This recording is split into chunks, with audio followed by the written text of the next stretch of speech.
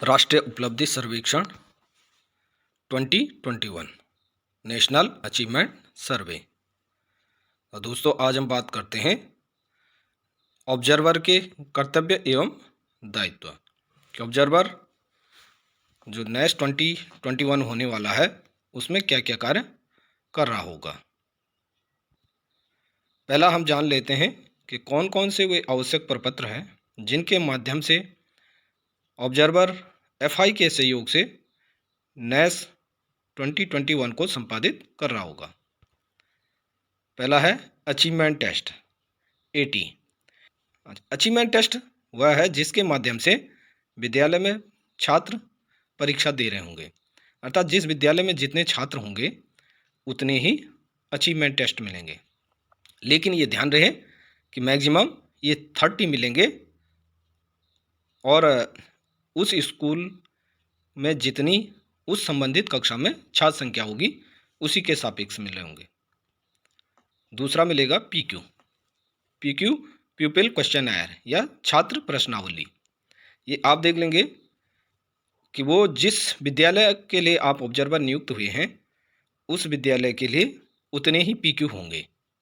अर्थात यदि किसी विद्यालय में 20 छात्र हैं तो 20 ही पीक्यू मिलेंगे, लेकिन यदि छात्र 100 भी हैं तो मिलेंगे 30 पीक्यू।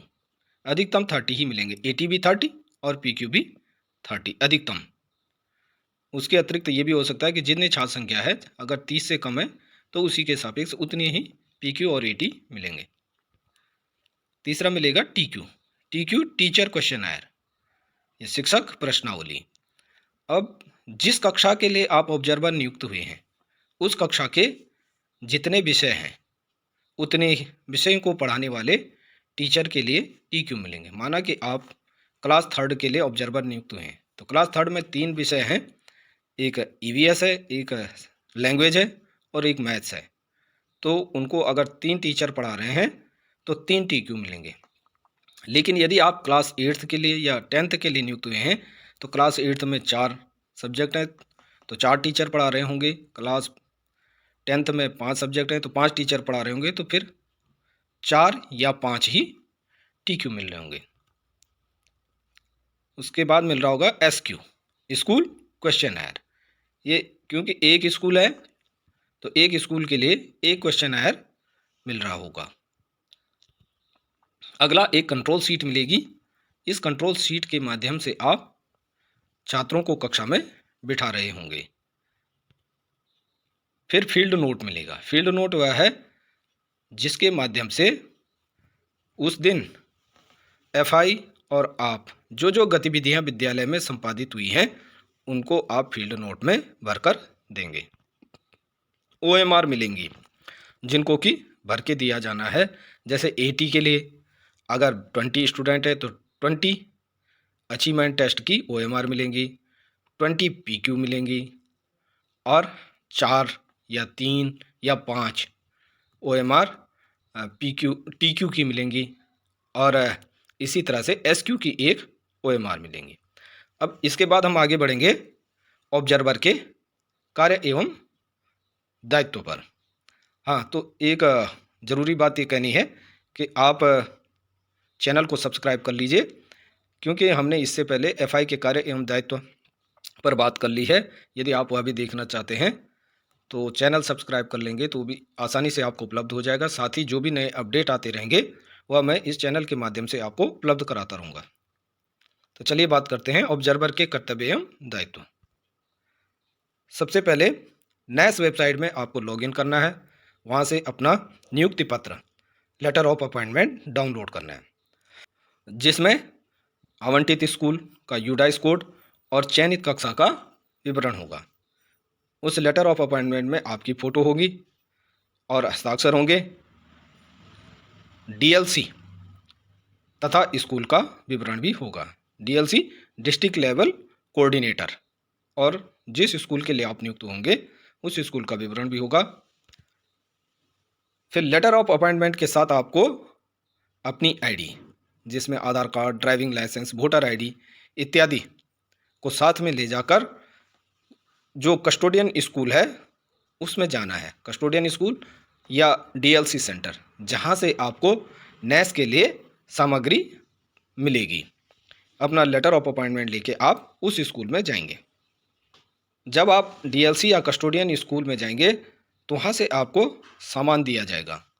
आप तसल्ली से सामान चेक कर लें और ये देख लें कि उसी स्कूल का है जिस स्कूल के लिए आपको नियुक्त किया गया है। उसमें क्या होगा, पैकेट के ऊपर यूडाइस नंबर लिखा होगा। यूडाइस नंबर देख के आप अपना लेटर ऑफ अपॉइंटमेंट का यूडाइस नंबर और उस पैकेट का यूडाइस नंबर आप मैच कर लेंगे, और जब दोनों से आप कंफर्म हो जाएंगे कि एक ही है, तो उसके बाद आप चालान फॉर्म पर हस्ताक्षर कर देंगे। फिर आप जो सामान आपको प्राप्त हुआ है उसको लेकर 12 नवंबर को 8:30 बजे उस स्कूल में उपस्थित होंगे जिस स्कूल में आपको ऑब्जर्वर का कार्य करना है। आप स्कूल हेड को अपना लेटर ऑफ अपॉइंटमेंट और वहाँ आने का कारण बताएंगे और उस कक्षा का विवरण देंगे जिसमें आप उस दिन सर्वे करवा रहे होंगे। फिर आप ये निश्चित कर लें कि जो कमरा नए सर्वे हेतु चयनित हुआ है वह ग्राउंड फ्लोर पर हो, बड़ा हो एवं हवादार हो, जिससे कि उसमें बच्चों को सोशल डिस्टेंसिंग के साथ बैठाया जा सके, पर्याप्त फर्नीचर भी उपलब्ध हो। और ग्राउंड फ्लोर पर होना इसलिए भी आवश्यक है कि अगर कोई दिव्यांग बच्चा है तो उसके बैठने के लिए या उसके चलने के लिए दिक्कत न हो। आप अपने पास पेन और सादा कागज़ रख लें जिससे सैंपलिंग करने में आसानी हो। अच्छा, जिस ग्रेड का सर्वे होना है उसके सभी सेक्शन की उपस्थिति पंजिका प्राप्त कर लें। हो सकता है कि एफआई ने पहले ही ले ली हों, तो ये आप देख लें कि अगर बच्चे या 30 से ज़्यादा हैं या फिर 3 सेक्शन हैं या 2 सेक्शन हैं तो सभी सेक्शंस की पंजिका प्राप्त कर ली गई है। आप एफआई के साथ मिलकर निम्न प्रक्रिया से सैंपलिंग करवाना सुनिश्चित करेंगे। सैंपलिंग हेतु यदि विद्यालय में सिंगल सेक्शन हो तो कैसे करेंगे? यदि छात्र 30 या उससे कम है तो इन सब छात्रों को आप सर्वे में ले लेंगे और इन्हीं के साथ आप सर्वे करना प्रारंभ करवा देंगे। यहाँ आपको कोई सैंपलिंग नहीं करनी है, सीधे 30 के साथ आप काम करना शुरू कर देंगे या उससे नीचे जितने भी हैं उनके साथ।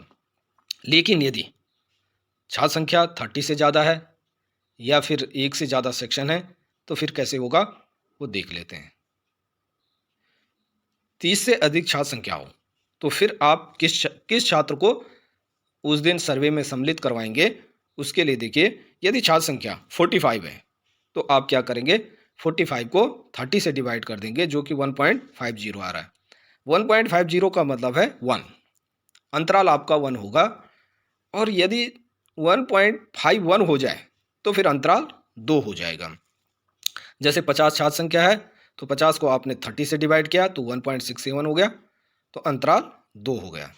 अब आप क्या करेंगे कि आपका अंतराल तो आपको मिल गया है कि हमको हर दूसरा बच्चा लेना है या हर पहला बच्चा लेना है, लेकिन अब ये देखना होगा कि हम सबसे पहले किस छात्र को चुनें। ऐसा नहीं कि रजिस्टर से रोल नंबर 1 को उठा दिया, उसके लिए आपको फिर प्रक्रिया अपनानी है।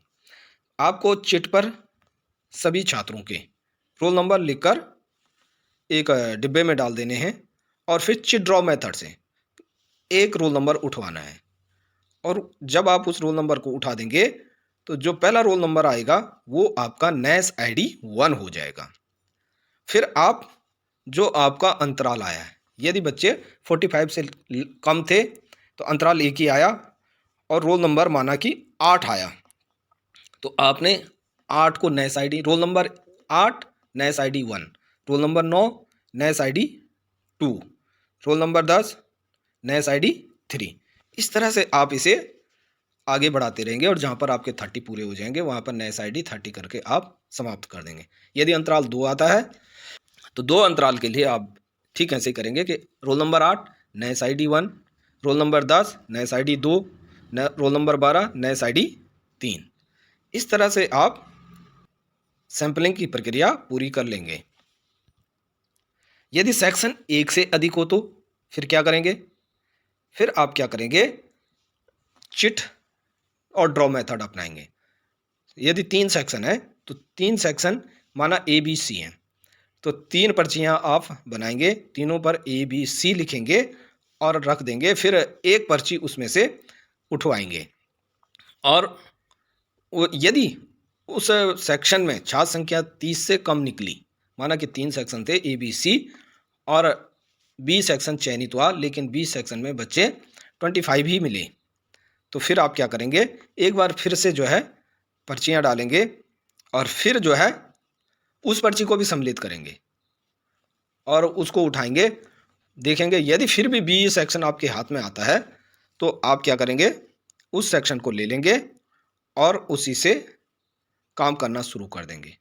यदि आपका तीसरा सेक्शन आ गया, माना कि सी सेक्शन आ गया, दूसरे ड्रॉ में सी सेक्शन आ गया, लेकिन बच्चे निकले 22 सी सेक्शन में, तो फिर क्या है, आपका पहला वाला ड्रॉ मान्य होगा।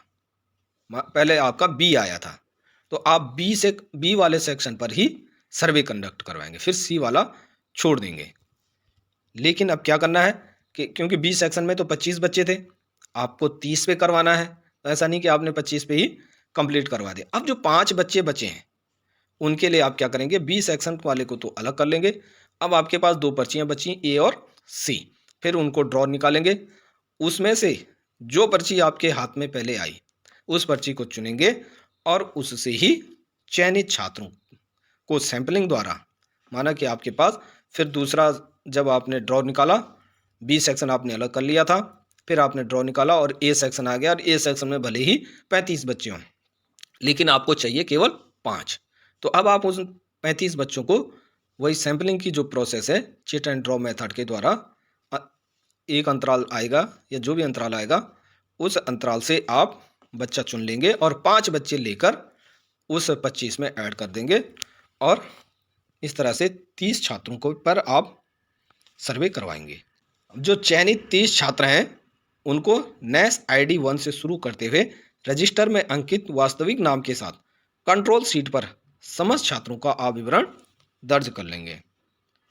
इसके बाद FI के साथ मिलकर जो AT बुकलेट है, अचीवमेंट टेस्ट बुकलेट, नेस ID 1 से शुरू करते हुए कंट्रोल शीट के अनुसार बांटी जाएंगी और जो निर्देश हैं वो बच्चों को समझाए जाएंगे। क्लास 3rd एवं 5th के छात्रों को उनके द्वारा चयनित विकल्प को, जो कि अपनी वो AT बुकलेट पर टिक लगा रहे होंगे, OMR सीट भरने में आप सहायता भी करेंगे। अच्छा, टाइमिंग क्या है? सर्वे का जो टाइम है वो है क्लास 3rd एवं 5th के लिए 10:30 से 12 बजे तक, 1.5 घंटे में क्लास 3rd एवं 5th का सर्वे होना है। क्लास 8th एवं 10th का सर्वे 10:30 से 12:30 बजे तक 2 घंटे का होगा। क्लास 8th और 10th का 2 घंटे का और 3rd एवं 5th का 1.5 घंटे का होगा। 8th एवं 10th के बच्चे OMR सीट खुद ही भरेंगे। हाँ, यदि कहीं पर दिक्कत हो रही है तो आप उनकी भी हेल्प करवाएंगे FI के साथ। जब बच्चे अचीवमेंट टेस्ट कंप्लीट कर लें, समय पूरा हो जाए 12:30 या 12 जो नियत समय है, उसके बाद आप सामग्री को तुरंत इकट्ठा कर लेंगे। FI की सहायता से PQ बुकलेट और उसकी OMR छात्रों को भरने के निर्देशों को समझाते हुए कंट्रोल शीट के अनुसार बंटवा देंगे। जब बच्चे OMR सीट भर लें तो फिर PQ बुकलेट और OMR सीट जमा कर ली जाएगी। जो बच्चों ने भरी है उसको वापस ले लिया जाएगा, बुकलेट भी OMR सीट भी, बच्चों के पास कुछ छूटना नहीं है। SQ जो कि स्कूल के मुखिया द्वारा भरा जाएगा एवं जो TQ प्रपत्र है वो उस चयनित कक्षा में संबंधित विषय अध्यापकों द्वारा भरा जाएगा, उसको भी पूरित होने पर इकट्ठा कर लिया जाएगा। अब टीचर ने इतनी देर में, क्योंकि आपने 12 बजे जब ख़त्म हुआ 3rd और 5th का, तो 12:30 बजे आपने उनको बच्चों को PQ दे दिया था, टीचर्स को TQ दे दिया था, हेड को आपने स्कूल पहुंचने के बाद SQ दे दिया था, तो वो भरकर भी आप उसके बाद जमा कर लेंगे। फिर सावधानी पूर्वक जो आपको फील्ड नोट मिला है उसको भरेंगे और प्रयुक्त एवं अप्रयुक्त OMR अलग अलग इकट्ठा कर लेंगे। फिर क्या करेंगे, जो यूज हुई हैं OMR अचीवमेंट टेस्ट की, PQ की, SQ की, TQ की, इनको OMR रिटर्न बैग में भर देंगे। जो बाकी सामग्री है उसको दूसरे बैग में रख देंगे। फिर ये सारी सामग्री आप क्या करेंगे, DLC कस्टोडियन सेंटर, जो डिस्ट्रिक्ट लेवल कोऑर्डिनेटर ने सेंटर बना रखा होगा या कोई कस्टोडियन स्कूल बना रखा होगा, उसमें ले जाएंगे, सावधानी पूर्वक जमा करके चालान विवरण पर हस्ताक्षर कर लेंगे और इस तरह से आपका NAS का कार्य संपादित हो जाएगा। धन्यवाद। मैं आपके इस कार्य की सफलता की उम्मीद करते हुए फिर नया कोई अपडेट आएगा तो आपके साथ शेयर करूंगा।